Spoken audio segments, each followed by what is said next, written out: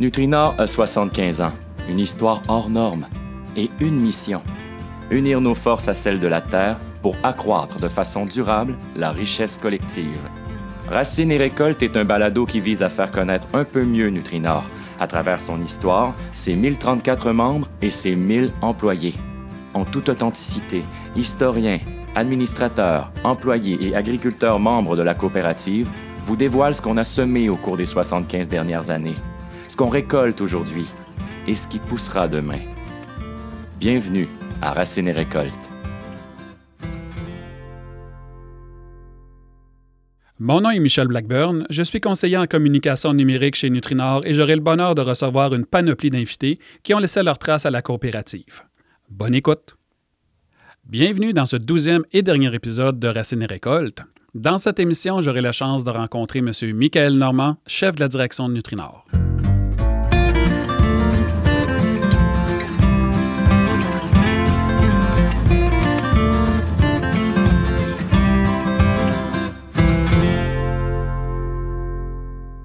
Natif de Salaberry de Valleyfield, fils unique provenant d'une famille modeste, Michael déménage à Montréal, la grande ville, en 1993 pour poursuivre ses études au HEC en administration des affaires. Diplômé en 1997, ayant passé toute sa carrière dans des modèles coopératifs, il joint Nutrinor en juillet 2022 à titre de chef de la direction afin de poursuivre le rayonnement et la croissance de la coopérative pour les années futures. Monsieur Normand, bienvenue. Bonjour. Merci d'avoir accepté l'invitation. Ça me fait extrêmement plaisir. Alors, je commencerai, Michael, par vous poser la simple question. À votre arrivée chez Nutrinor, comment s'est passée votre intégration? C'était un coup de cœur, honnêtement, parce que, étant donné que je venais de l'extérieur, on se pose tout le temps la question à savoir comment que les gens vont réagir, comment que les gens vont nous accueillir, étant donné qu'on vient de l'extérieur. Et connaissant la région du Saguenay-Lac-Saint-Jean également, sachant un peu tout ce sentiment de fierté-là, ce côté un petit peu chauvin d'ailleurs que j'apprécie énormément. C'est une des choses qui m'a motivé en fait à joindre la belle coopérative Nutrinor parce que je savais à quel point ce fleuron-là de la région était important, puis c'était une grande fierté. Connaissiez-vous déjà Nutrinor de par le passé, soit avec des expériences auparavant? Connaissiez-vous déjà l'ampleur de Nutrinor dans la région? Bien, je connaissais Nutrinor de l'époque où j'ai été dans les produits laitiers là, pour une autre coopérative, AgroPure, pendant plus de 20 ans. Et bien entendu, c'était un compétiteur à ce moment-là, Nutrinor étant dans les produits laitiers, là, dans le lait, entre autres. Donc, mais une vingtaine d'années auparavant. Donc, je savais un peu la force de Nutrinor au niveau des produits laitiers, particulièrement dans la région du Saguenay-Lac-Saint-Jean. Ouais. Mais je ne connaissais pas à ce moment-là toute l'ampleur des différents secteurs d'activité dans lesquels Nutrinor évolue. Ça a été vraiment aussi, pour moi, quelque chose qui m'a énormément attiré pour accepter de joindre l'organisation à titre de dirigeant, à titre de chef de la direction. Quand j'étais dans le processus d'embauche, bien entendu, j'ai fait mes devoirs, j'ai regardé toute l'ampleur, puis même je suis venu faire du repérage. Ouais. Je suis venu, là, j'ai fait 5 heures de route, là, parce que j'étais dans le coin de l'Estrie à ce moment-là, et j'ai fait 5 heures de route pour venir voir un peu les sites, tant au niveau des stations de service, dépanneurs, les quincailleries, puis un petit peu les installations, mais de l'extérieur. Tu sais, je suis venu en incognito pour m'imprégner un peu de tout l'esprit et la culture de Nutrinor. Donc, pour réaliser que l'empreinte et l'importance que Nutrinor avait dans la région, pour moi, c'était très, très, très motivant. Donc, à ce moment-là, j'ai appris beaucoup plus sur Nutrinor. Puis, comme vous savez, on célèbre cette année le 75e anniversaire de Nutrinor. Puis, j'ai beaucoup apprécié également apprendre sur l'histoire parce qu'on a lancé récemment un ouvrage, dans le fond, un livre là, qui était un excellent ouvrage qui a été fait par l'historien Denis Côté et dans lequel j'ai appris énormément au niveau de l'historique. Je connaissais des brides, particulièrement du côté des produits laitiers, mais toute l'ampleur des différentes activités. Ça, par exemple, ça a été pour moi très, très, très formateur. Ça a été vraiment des belles surprises, tant au niveau des bons coups que des coups qui ont été, ou moins bon coup, si on veut, de ce côté-là. Et pour moi, en tant que dirigeant, aujourd'hui, en 2024, ben, cette Bible-là, historique, en ce qui concerne la coopérative, ben, ça me permet d'apprendre d'où l'on vient pour mieux comprendre où l'on va dans le futur. Donc, pour la planification stratégique, pour nous guider vers le Nutrinor de demain. Parlons-en donc de savoir d'où on vient, parce que depuis le début des années 2000, Nutrinor a fait beaucoup d'acquisitions, a grossi considérablement. Peux-tu nous faire un résumé là, quand même assez exhaustif des acquisitions qui ont été faites par la coopérative? Oui, bien effectivement, dans les 20 dernières années, Nutrinor était en mode de croissance, là, quand même très important. Il y a eu beaucoup d'investissements. Dans les 20 dernières années, il y a eu environ 200 millions d'investissements, tant au niveau des acquisitions que des partenariats stratégiques. Dans les 20 dernières années, il y a 2 grands secteurs qui ont connu une forte croissance. Il y a bien entendu le secteur agroalimentaire. Donc, toute la transformation alimentaire dans laquelle maintenant Nutrinor évolue. À la base, oui, il y avait le lait. Avec laiterie, produits laitiers, lait fluide, ainsi de suite. Mais dans les dernières années, en fait, dans les 20 dernières années, ben là, on a commencé à ajouter dans le portefeuille d'activités agroalimentaires plusieurs catégories, dont, entre autres, une continuité naturelle d'un produit laitier, donc le fromage. Donc, bien entendu, Perron dans la région de Saint-Prime et la marque, comme je le mentionnais, Champêtre dans la région de la Naudière. Donc, 2 marques complètement différentes, mais qui évoluent dans des catégories de produits qui sont relativement similaires au niveau du fromage en grains, entre autres, le frais du jour. Et du côté de Perron, cependant, il y a une particularité, c'est vraiment les cheddar vieillis, entre autres, qui font la renommée de Perron à la grandeur du Québec et même à l'extérieur du Québec. Donc, c'est hyper intéressant. Donc, il y a eu une progression au niveau des produits laitiers vers les fromages. Et il y a également eu aussi une importante croissance au niveau du secteur de la charcuterie, au niveau des viandes. Donc, on parle bien entendu de boucherie-charcuterie Perron, dont, entre autres, je suis fier de mentionner que c'est le jambon blanc numéro 1 au Québec. Quand même. Donc, ça, c'est très, très, très intéressant. Et il y a eu également l'acquisition de Fortin, également, LF Fortin à ce moment-là. Par la suite, un peu plus récemment, dans les dernières années, là, dans les 5-6 dernières années, il y a eu aussi également l'acquisition de la boulangerie du Royaume, située dans la région de Jonquière. Donc, on voit un peu la diversité là, de l'offre agroalimentaire, donc produits laitiers, charcuterie. On a également, bien entendu, la boulangerie. On a également eu l'acquisition au niveau de l'eau de source, Mézy à l'époque, là, donc, qui est située, l'usine est située à Héberville. Donc, on voit quand même une belle complémentarité, si on veut, entre les catégories. On a à peu près tout pour faire un déjeuner. Oui, c'est ça que je parlais pour dire, exactement. Autres, là, des produits laitiers, on a du pain, on a de la viande. En plus de ça, du côté agriculture, on produit des œufs, beaucoup, là, on est un gros fournisseur d'œufs pour Nutrief au Québec. Donc, on a à peu près tous les produits possibles et imaginables pour faire des bons déjeuners ou en tout cas avoir une bonne gamme pour nourrir nos consommateurs. Donc ça, c'est du côté vraiment au niveau agroalimentaire. Également, dans les 5-6 dernières années, j'ajouterais au niveau du secteur agroalimentaire, il y a aussi l'acquisition de Royer Groupe Laitier. Oui, parlons-en parce que c'est souvent l'acquisition qui est la plus, j'oserais dire, qui est la plus nébuleuse parce qu'on ne sait pas trop... Méconnue. Oui, exactement, méconnue parce qu'on ne sait pas trop qu'est-ce que ça fait, qu'est-ce que ça mange en hiver. Pouvez-vous nous en parler un peu, démystifier un peu cette marque-là? Oui, ben, en fait, moi, je considère que c'est une des excellentes acquisitions que Nutrinor a fait dans les dernières années du point de vue stratégique. Royer Groupe Laitier est spécialisé en import et export d'ingrédients laitiers et de produits laitiers, tels que beaucoup de, par exemple, du beurre, exemple du fromage également, mais aussi des poudres de lait, puis différentes composantes, des sous-ingrédients de produits laitiers qui sont vendus tant sur le marché domestique canadien, mais également à l'international. Exemple, certaines poudres de lait peuvent être utilisées pour faire la préparation pour nourrissons. Il y a des clients comme, par exemple, Abbott, qui est vraiment au niveau du pharmaceutique, qui utilisent des produits, des ingrédients laitiers pour produire la préparation pour enfants. Donc, des formules pour enfants. Là. Donc, ça, c'est hyper intéressant de ce côté-là. Donc, du point de vue stratégique, cette acquisition-là nous permettait de pouvoir avoir un rayonnement non seulement au niveau pan-canadien, mais également à l'international avec une expertise en matière de courtage.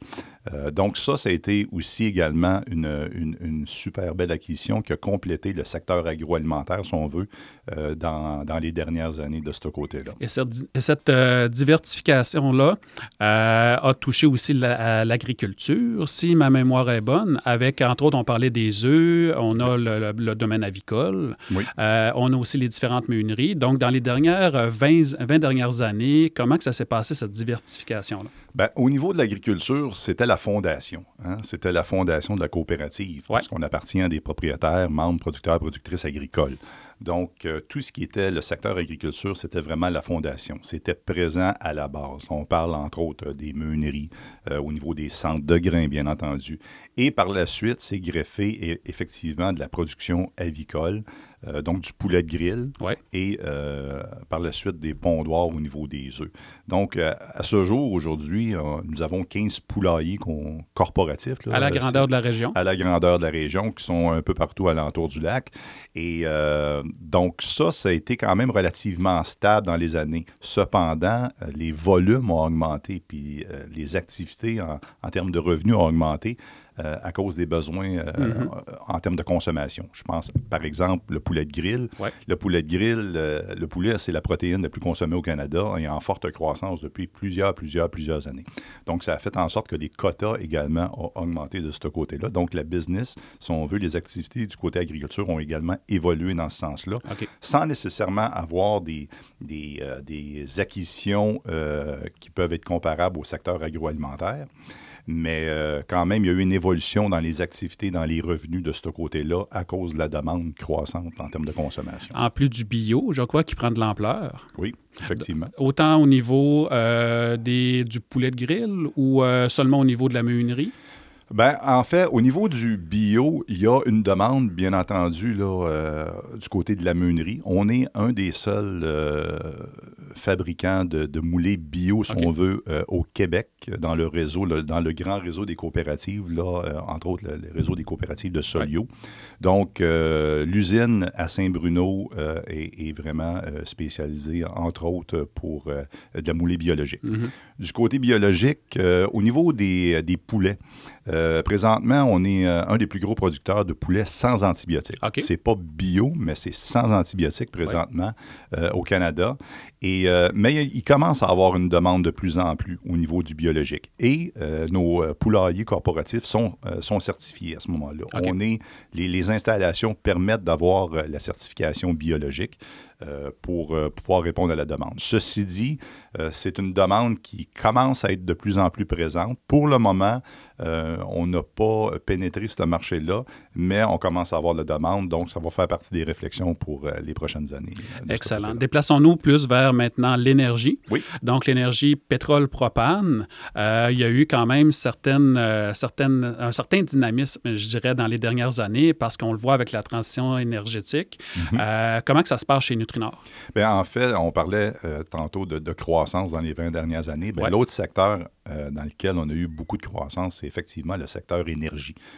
Avec, dans les dernières années, beaucoup d'acquisitions de nouvelles haltes-services ou dépanneurs. Donc, ça a connu vraiment son envol dans les 20 dernières années. Il faut comprendre également qu'avant, nous étions avec une autre bannière qui ne nous appartenait pas à ce moment-là, qui était sous la Coop fédérée là, à l'époque.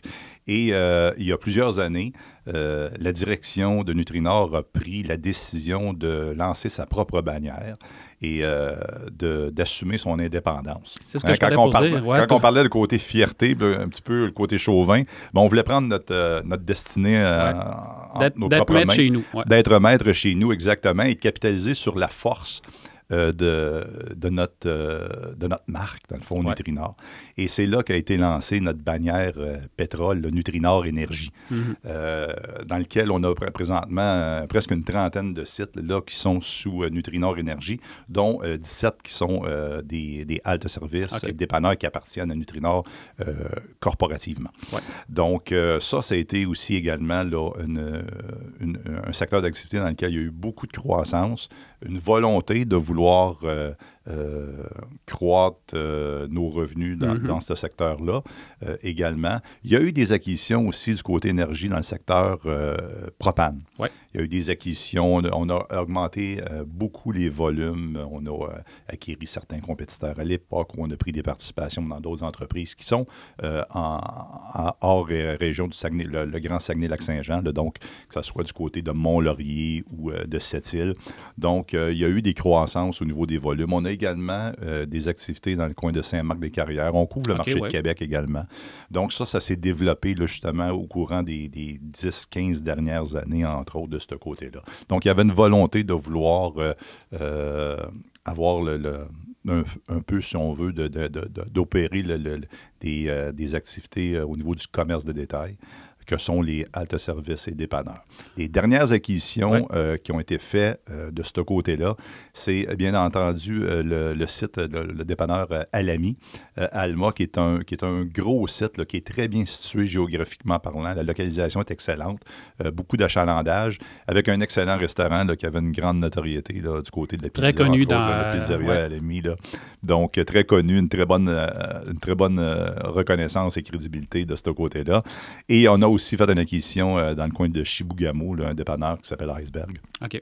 Et on a également là, des sites là-bas. On a 2 sites, en fait, dans le coin de Chibougamau, dont la dernière acquisition qui a été faite là, il y a environ 2 ans du côté de Chibougamau. Terminons avec le dernier et non le moindre, le 4e domaine, les quincailleries.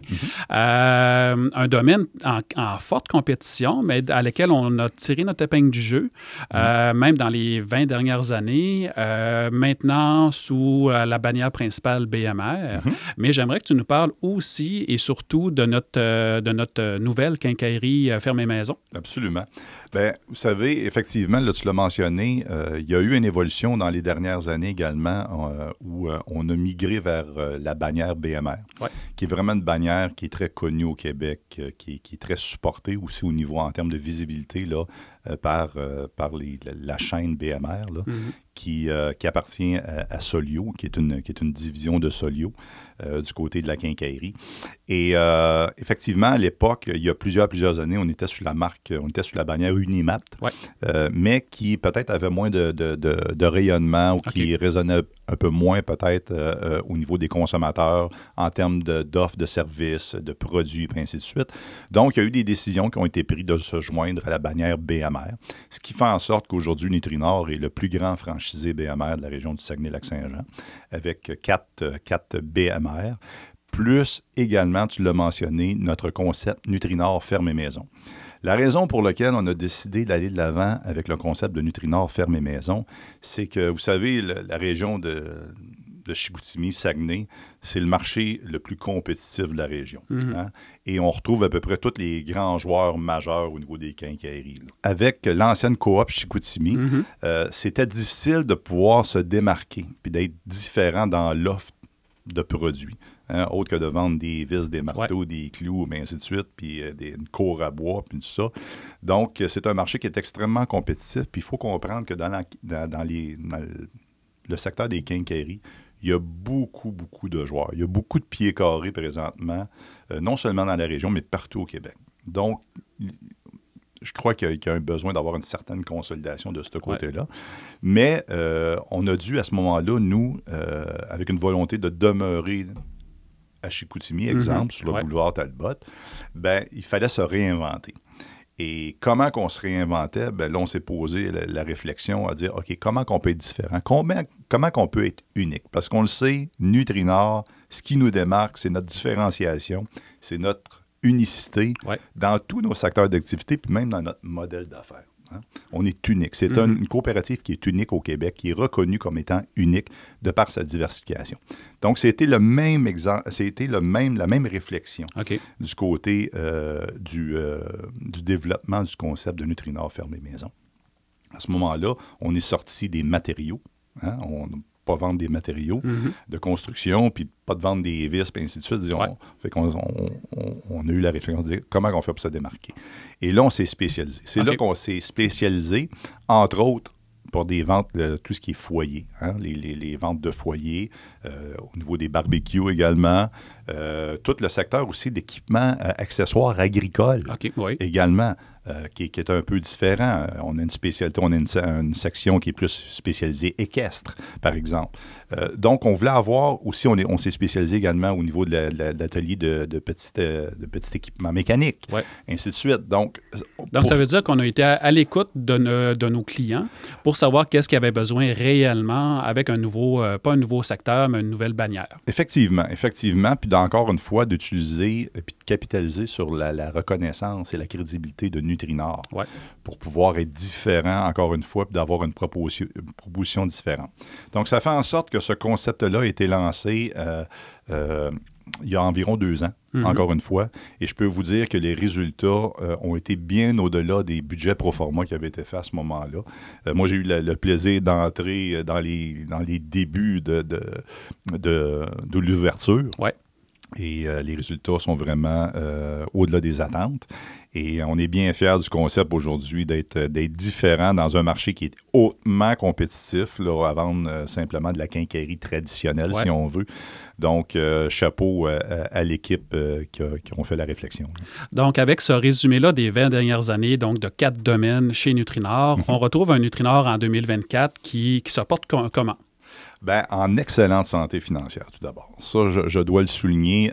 Aujourd'hui, on l'a mentionné, c'est 4 secteurs d'activité. On a repositionné un peu, on a brassé un petit peu certaines activités pour les consolider ensemble parce que ça faisait plus de sens au niveau stratégique. Étant maintenant à la barre de la coopérative depuis presque 2 ans, une des choses dont je suis extrêmement fier, c'est du comité de direction. C'est les gens qui composent le comité de direction, des gens qui sont passionnés, qui ont à cœur les intérêts de l'organisation. Et pour moi, c'était important d'avoir une équipe sur qui on peut compter, qui est solide et qui ont aussi la volonté de vouloir faire les choses différemment. Aujourd'hui, en 2024, si on veut se démarquer, on n'a pas le choix de faire les choses différemment. Puis, c'est un petit peu aussi, je ne le cacherai pas, là, un peu l'attitude, si on veut, ou la culture de Nutrinor depuis ses débuts, d'être différent. On parlait de planification stratégique. Continuons dans cette lancée-là. L'avenir chez Nutrinor dans le moyen, long terme, comment voyez-vous ça? Il y a 2 volets, en fait. On a mentionné tantôt, dans les 20 dernières années, beaucoup de croissance. Présentement, on ne se le cachera pas, dans les 2 dernières années, le contexte économique a été un petit peu plus difficile. Il y a eu beaucoup d'inflation, il y a eu des taux d'intérêt, le taux directeur qui a augmenté de façon phénoménale là, dans les 2 dernières années. Donc, c'est sûr et certain que présentement, on est dans un mode, je dirais, et dans les prochaines années, il va y avoir 2 volets, comme je le mentionnais. Le premier volet étant plus dans un mode de consolidation, c'est-à-dire de capturer les synergies entre les différents secteurs d'activité et aussi les synergies de toute la croissance que l'on a eue dans les dernières années, pour s'assurer d'être efficace, pour s'assurer également d'être compétitif, parce qu'en bout de ligne, ce qui est important, c'est d'être pertinent, d'être efficace et d'être périn. Et pour ça, il faut être en bonne santé financière. Donc, il faut capturer toutes les synergies possibles et imaginables pour faire face à la compétition. Et pouvoir continuer également à réinvestir dans nos activités, dans nos installations ou dans d'autres acquisitions à venir. Donc, ça, c'est le premier volet. Consolidation des acquis, bien solidifier la fondation que l'on a. Et utiliser aussi la force de la coopération. Absolument, et compte tenu du contexte économique. Ceci dit, je crois que dans les prochaines années, le contexte économique devrait se stabiliser. Si on regarde les indicateurs financiers, on croit qu'il va y avoir une certaine stabilité, puis peut-être même ça va probablement diminuer un petit peu au niveau, entre autres, des taux d'intérêt. Du moins, on l'espère. Et donc, à ce moment-là, il y a le deuxième volet, qui est vraiment une poursuite d'acquisition potentielle ou partenariat. Donc, c'est le deuxième volet qu'on va regarder assurément là, de façon rigoureuse. Je ne vous cacherai pas que dans les dernières années, il n'y a probablement pas un mois où je n'ai pas eu des appels ou qu'on n'a pas eu des opportunités de partenariat stratégique ou d'acquisition. Mais dans un contexte économique un peu plus, je dirais, difficile, bien, c'est sûr et certain que les réflexions étaient plus rigoureuses pour s'assurer, dans un premier temps, de bien stabiliser puis d'avoir une fondation qui était solide. Ce qui est une bonne nouvelle à quelque part, parce que ça veut dire que Nutrinor, financièrement, va bien. Oui, absolument. Puis pour nous, c'est important parce que ne faut pas oublier qu'on gère les actifs et l'argent de nos propriétaires, qui sont les membres et producteurs, productrices agricoles. Donc, pour nous, c'est important de faire des choix qui sont judicieux, mais on est les gardiens aussi des actifs de nos membres propriétaires. Donc, toute dans le fond, acquisition ou décision stratégique doit tenir compte de ça. En bout de ligne pour faire progresser, surtout et de maintenir la pérennité de la coopérative. On célèbre notre 75 ans cette année. Bon, on va être là encore dans 75 ans. Tout à fait. Puis on va prendre les moyens pour y arriver. On parlait de priorité. J'aimerais qu'on parle aussi d'une priorité qu'on a effleurée là, durant notre discussion ensemble, la transition énergétique. Oui. J'aimerais tout d'abord que tu puisses nous vulgariser en quoi ça consiste. Et chez Nutrinor, qu'est-ce que ça veut dire exactement? Oui. Bien, tout d'abord, la transition énergétique, c'est un des piliers stratégiques qui a été identifié dans les dernières années et qui va être encore très présent dans les prochaines années. OK. Vous savez, on l'a mentionné, on est dans différents secteurs d'activité, dont, entre autres, l'énergie, l'énergie fossile, au niveau du pétrole et du propane. Si on regarde du côté pétrole, bon, ça ne le cachera pas, avec les objectifs ambitieux du gouvernement dans les prochaines années, l'électrification du parc automobile, qui ont comme objectif en 2035, puis ainsi de suite, bien, on n'a pas le choix de regarder puis de se projeter dans le temps. Mais vous savez, on parlait de planification stratégique tantôt de 3 ans, 5 ans, c'est une chose. Mais quand on se projette dans le temps, en 2035, en 2040, puis qu'est-ce qui va arriver sur la consommation d'énergie fossile, ben, c'est un petit peu plus complexe. Donc, en sachant ça, sachant qu'éventuellement nos activités généreraient probablement moins de revenus, il y aurait une baisse de consommation du côté pétrole, entre autres, ne serait-ce que pour l'approvisionnement puis toute la distribution de pétrole que l'on fait tant au niveau résidentiel, commercial, industriel, agricole, ainsi de suite, mais aussi les stations de service. Où on prévoit avoir une baisse des consommations. C'est ça qui a alimenté un peu nos réflexions puis notre plan à ce moment-là d'investir, entre autres, dans la dernière année, dans une co-entreprise que l'on a formée, Nutrinor Gilbert Énergie Renouvelable. Donc, une nouvelle entité. Une nouvelle entité dont Nutrinor détient à 50 avec le groupe Gilbert, qui est un autre joueur bien connu de la région en termes de construction, entre autres, là, des grands chantiers de construction un peu partout au Québec, dans le Grand Nord, entre autres. Et pour s'associer ensemble, de dire, OK, si on investit dans l'énergie renouvelable ensemble, ben, eux, il y avait une volonté de leur côté, mais nous également, pour les raisons que j'ai expliquées tantôt. Donc, ça, c'est un exemple dans lequel la transition énergétique s'inscrit très, très, très bien. À ce moment-là, le but également, c'était vraiment la pérennité du secteur d'activité. Et on a un autre pilier stratégique qui est le développement durable. Donc, transition énergétique vers l'énergie renouvelable, le développement durable, ben, c'est parfaitement, le match est parfait à ce moment-là également dans notre volonté, dans notre volonté d'être un leader en développement durable. Donc, d'investir dans les énergies renouvelables, pour nous, était naturel de ce côté-là. Donc, cette réflexion-là a été faite, transition énergétique très importante. La transition énergétique également, ce n'est pas nécessairement juste au niveau de notre secteur d'activité, mais c'est aussi dans la gestion quotidienne des différents secteurs d'activité. Comment qu'on peut migrer vers des énergies renouvelables également au niveau de nos différentes installations. En termes d'efficacité énergétique. On le sait, il va y avoir un besoin croissant en demande d'hydroélectricité partout au Québec. Et là, il faut se poser des questions à savoir, OK, comment qu'on peut être plus efficace, utiliser moins d'énergie électrique, entre autres, là, au niveau de nos installations, mais ainsi de suite. Donc, ça, c'est des réflexions qui ont et qui vont avoir lieu également dans les prochains mois, dans les prochaines années de ce côté-là. Mais la transition énergétique, pour nous, est très importante. on voulait s'assurer d'avoir un secteur énergie qui était pérenne dans le temps, sachant fort bien que l'énergie fossile traditionnelle se verrait décroître là, dans les prochaines années. Exactement. Puis pour continuer, en fait, sur la même voie, donc notre volonté de continuer d'être un leader en développement durable. Parlons d'agriculture durable. On a eu dans les derniers épisodes, dans les dernières balados, on a parlé de PADN, on a parlé donc du Pacte agricole durable Nutrinor, d'agriculture durable. Chez Nutrinor, donc, ça va continuer d'être toujours d'actualité, d'avoir cette vision d'avoir une agriculture durable en région. Absolument. Faut comprendre également, puis je reviens encore au côté unique, notre côté différent là, en tant que coopérative, bien ça en est un exemple également. Pour nous, la réflexion a été faite de vouloir aller de l'avant puis de mettre en place une démarche. Il y a plusieurs années. C'est une réflexion qui a été très, très longue, là, quelque part. Comment qu'on pourrait déployer ça? Comment qu'on pourrait s'assurer que nos membres qui sont intéressés à embarquer dans cette démarche-là puissent supporter toute cette démarche-là de Nutrinor. Et une des choses qui fait en sorte aussi qu'on est différent des autres en matière d'agriculture durable, c'est qu'on est en mesure d'utiliser cette démarche-là pour commercialiser certains produits au niveau de l'agroalimentaire. Et notre fer de lance a été les produits laitiers, a été le lait. Donc, on est les premiers et les seuls au Québec et même au Canada à avoir des produits qui sont issus d'agriculture durable.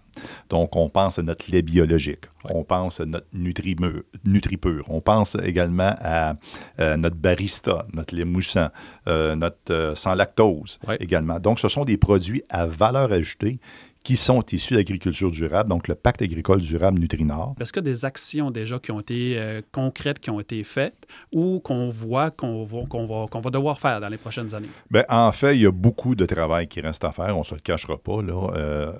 Moi, je dis toujours que le développement durable, c'est un processus qui est continu. On ne pourra jamais s'asseoir sur nos lauriers, se mettre les deux pieds sur le pouf, si on veut, puis dire « nous, on n'a pas rien à apprendre, puis on a tout fait ».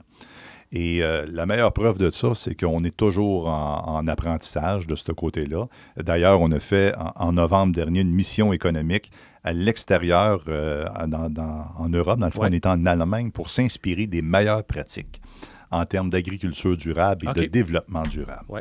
Donc, pour nous, c'est important toujours de se tenir à la page, de tout le temps être en mode apprentissage pour maintenir notre leadership. Faut comprendre également que nous sommes reconnus à travers le Québec par nos compétiteurs, par d'autres coopératives. Les gens reconnaissent la démarche. Notre fameux pacte agricole durable Nutrinor est reconnu par les instances gouvernementales, par le MAPAC, par exemple.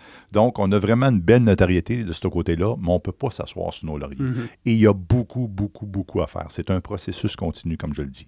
Donc, on va regarder, que ce soit au niveau de la gestion de nos matières résiduelles. Oui, exactement, parce que je crois qu'il y a certaines de nos installations qui ont déjà des actions d'entreprise. Absolument. On a commencé, on parlait des haltes-services. Je me souviens également, notre fer de lance, notre premier site qu'on a expérimenté, la gestion des matières résiduelles, a été le site de le dépanneur à l'ami, la station de service à l'ami, où on l'a utilisé comme exemple à ce moment-là de mettre la démarche en place. Et on a eu des résultats absolument incroyables de ce côté-là, en collaboration avec le groupe Coder, qui nous a donné, on a eu un partenariat au niveau de la région, au niveau local, pour nous accompagner, parce que le groupe Coder a développé une expertise là-dedans en termes de gestion des matières résiduelles. On a même fait un reportage sur une chaîne nationale de LCN, avec l'émission À vos affaires, concernant cette belle démarche-là, cette belle initiative-là dans la région. Donc, on a des sites déjà, des stations de service. On a même certains sites, le siège social, entre autres.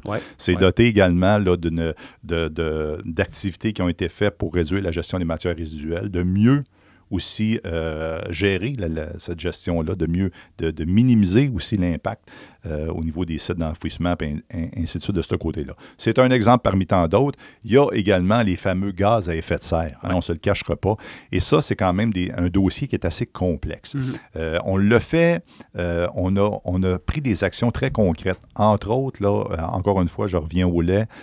En janvier, il y a un an, hein, même il y a un peu plus qu'un an, on a lancé les premiers emballages carboneutres. Et qu'est-ce que ça veut dire? Concrètement, quand on dit qu'on fait des emballallages, c'est marqué carboneutre, qu'est-ce que, dans le concret pour le consommateur, qu'est-ce que ça veut dire? En fait, c'est qu'il y a une compensation, en fait, il y a une réduction des gaz à effet de serre à la source pour la production des emballages, puis également un volet compensation pour les gaz à effet de serre qui sont générés, ne serait-ce que par le transport ou tout ce qui n'a pas pu être réduit à la source. Donc, ce qui fait en sorte que les emballages que l'on a lancés il y a un peu plus d'un an au niveau de nos produits laitiers, les formats 1 litre, 2 litres, ben, ils ont émis 0 gaz à effet de serre. Donc, carboneutre, la carboneutralité. Donc, ça a été fait de concert avec notre fournisseur. Comme vous disiez, on est les seuls. On est les seuls à l'avoir fait. On est les seuls à avoir lancé ça au Québec. On est la première laiterie au Québec et on est les premiers au Canada à carbo-compenser également le transport du lait. Donc, de la ferme jusqu'au consommateur final. C'est-à-dire la ferme, de la ferme à l'usine et de l'usine à nos clients à qui on vend nos produits. J'aimerais aussi, dans les derniers sujets qu'on va parler ensemble, qu'on effleure le dossier de la transformation numérique, qui est quand même un gros chantier chez Nutrinor. Comment que ça se passe, faire une transformation numérique dans une coopérative d'ampleur comme Nutrinor? C'est un projet d'envergure. On ne se le cachera pas. Il faut être honnête. Nutrinor ne fait pas exception à la règle là, quand on regarde un peu les différentes organisations ou industries au Québec. Il y a un retard, il y a une dette, ce qu'on appelle une dette technologique. Et on doit investir de ce côté-là. Pourquoi investir? Ben, c'est premièrement pour être compétitif. Hein? Tous les secteurs d'activité sont compétitifs chez nous. Donc, on n'a pas de monopole hein? Et on se doit d'être compétitif de ce côté-là. On ne se cachera pas également que les enjeux de main-d'œuvre des dernières années ont fait en sorte qu'on devait se réinventer. On doit trouver une efficacité. On doit être capable de faire plus avec les mêmes ressources. Hein? À défaut de ne pas avoir plus de ressources, ben, il faut être... Comment qu'on fait pour être plus efficace, être plus compétitif de ce côté-là? Bien, ça arrive avec la technologie. La technologie dans nos façons de faire, dans nos systèmes internes, dans nos capacités de production, dans nos usines, dans nos installations, ainsi de suite.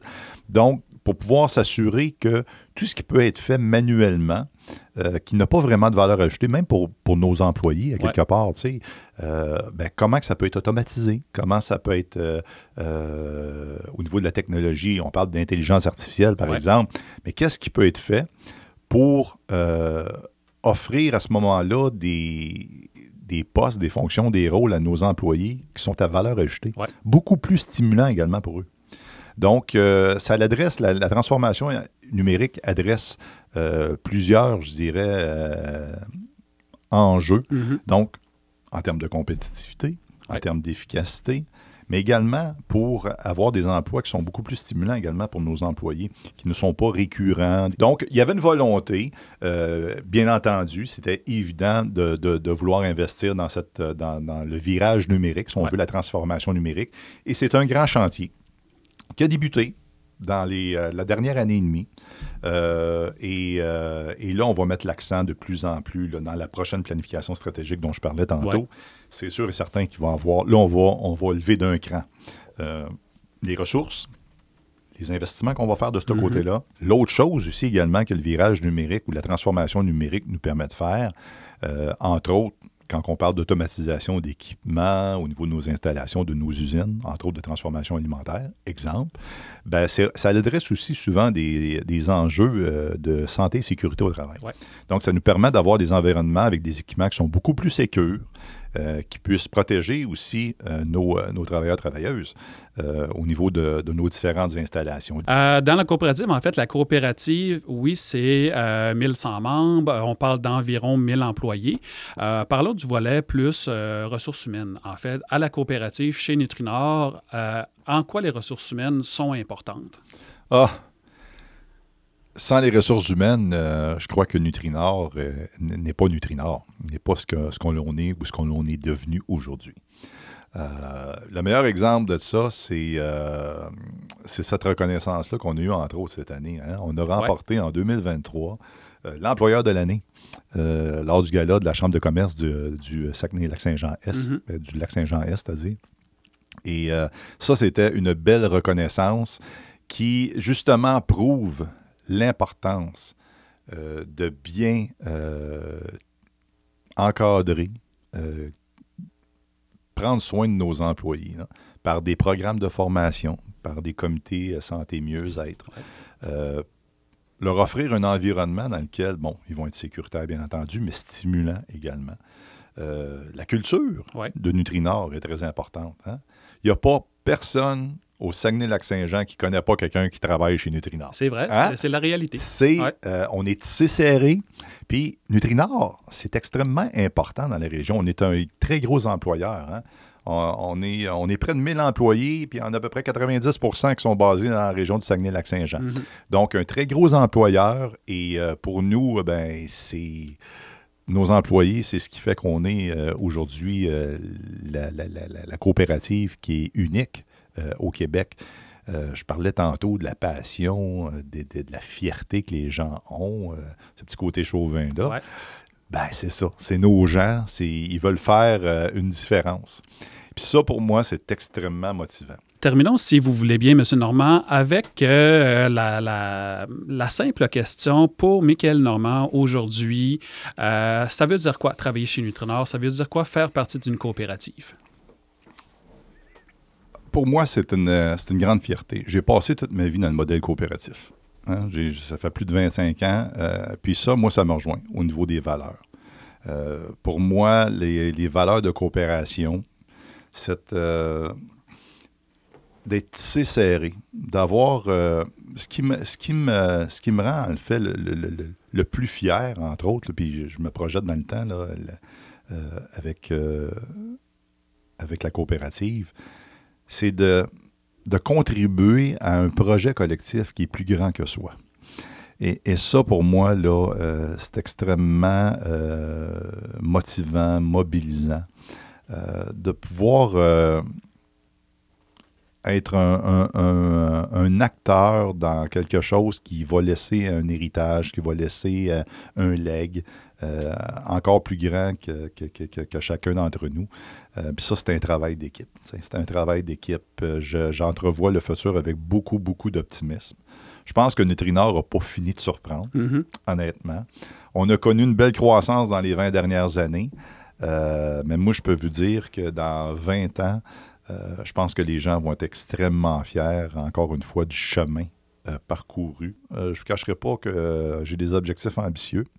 Hein? Aujourd'hui, en 2024, on est une organisation avec plus de 3/4 de milliards de chiffre d'affaires, 783 millions l'an passé, où on a eu un bénéfice avant intérêt, impôts et amortissement, le BAIA qu'on appelle, un indicateur financier, de presque 25 millions, qui est le plus élevé de l'histoire de Nutrinor, de ce côté-là.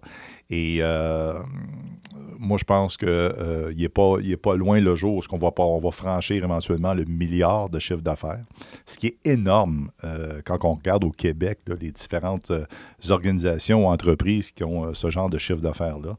Donc, il y a de quoi vraiment être fier. Mais au-delà des revenus, je pense que Nutrinor, si on se projette dans le temps, 3 ans, 5 ans, 10 ans, 15 ans, je pense que nos propriétaires, membres, producteurs, productrices agricoles vont être extrêmement fiers du chemin, encore une fois, que je vais le répéter, qu'on va avoir parcouru. Parce que je reviens un peu à peut-être ce que j'ai dit d'entrée de jeu tantôt, mais je faisais référence au livre qui a été lancé là, pour souligner l'histoire, les 75e anniversaires, les 75 ans de Nutrinor. Bien, il faut savoir d'où on vient pour savoir où on va.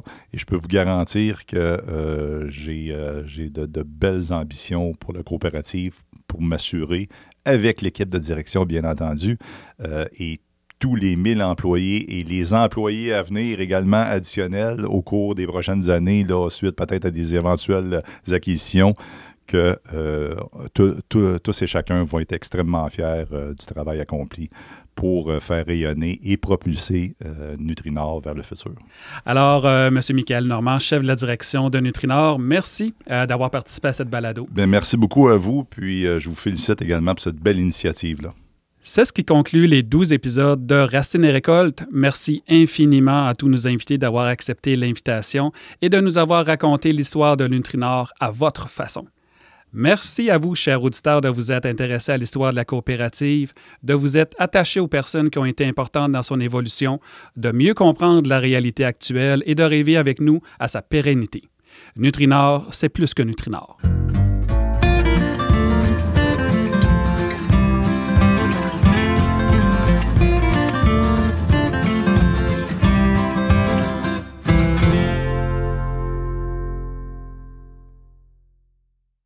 Ce balado est produit en collaboration avec la Télé du Haut-du-Lac.